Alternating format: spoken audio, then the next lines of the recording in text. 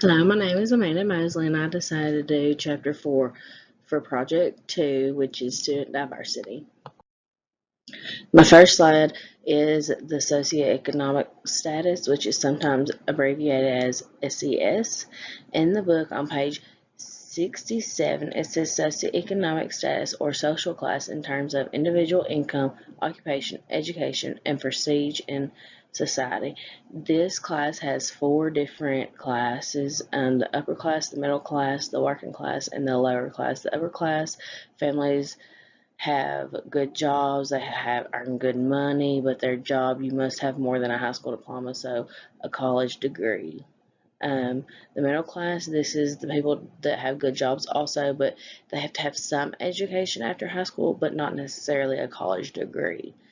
The working class, these are the families have a stable job, but they got that job without having a high school diploma. The last class is the lower class. These families maybe live in urban or rural communities, and they may not have a job, but they may be getting living assistance from the government.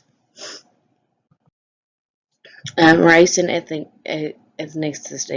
Ethnicity and race are different. They're not the same thing. Some people confuse them as the same thing, but the ethnic group that a person is a part of, they're usually the same people that share the same identity. This may be the same culture, but not necessarily all the time, but usually the people that are in the same ethnic group share the same culture. Um, Race is about the physical characters only. That's like the skin color, the eye color, the hair color, how your face is like looks. And then my theories that I learned in this chapter was on page 94. It states that I'm going to read it like I typed it because I don't want to get anything wrong because it came straight from the book. Teachers should not base their expectations of students on their IQ scores. Bennett, Spearman, and Stungberg and Garden had contributed to the theories and measures of intelligence. Both hereditary and environment determines intelligence. Research shows that home environment, schooling, and life experiences can profoundly influence IQ scores. So it doesn't matter where they came from, it's the life experiences. It does matter a little bit, but if they come from a lower class, it doesn't mean that they're going to always be stuck in that lower class. They can eventually work themselves up.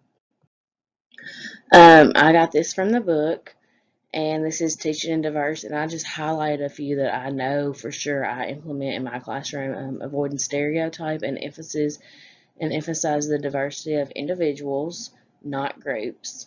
Let students know that racism and ethnic biases, including slurs, taunts, jokes, will not be tolerated in my classroom. We do not at all. Because we understand that people are different, and we understand that it's okay for you to be different and we can still be friends with you. In kindergarten, this is a big ordeal. Like, I mean, it's not as big because they don't really care because they're still, and they can make friends with anybody, but they understand, yes, I mean, it's okay to be different. In kindergarten, I have had a lot of kids say, yeah, that's fine.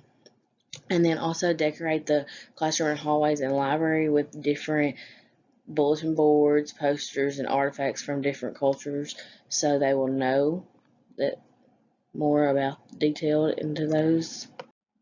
And then lastly, that is my source I use, which that is the book.